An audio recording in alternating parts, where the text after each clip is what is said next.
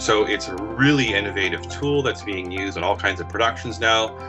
The best example of it is The Mandalorian, where it's been really sort of pioneered and successful. So it's a huge innovation for the film industry and a huge innovation for Humber to be able to, have this access and expose the students to it, sort of kind of catapult students into industry and be able to sort of use this with fluency.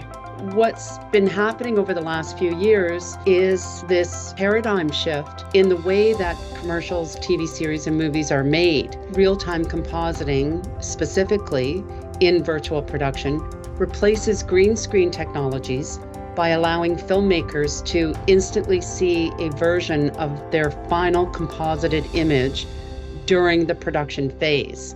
The opportunity to provide our students with a professional quality space, which William F. White's was able to provide. We were able to basically simulate a pro level studio.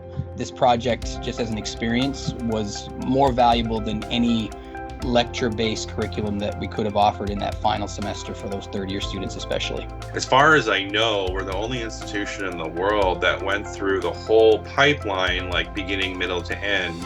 I also want to give a shout out to Guillermo Acosta, our Senior Dean of the Faculty of Media and Creative Arts, for his unwavering support on this enormous project. Humber definitely rolled out the red carpet in regards to support on this project.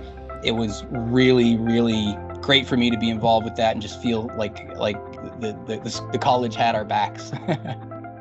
Winning the Innovation Award is just awesome. There's no other way to describe it. To be recognized along with my colleagues by the college with an Innovation Award is just incredibly gratifying.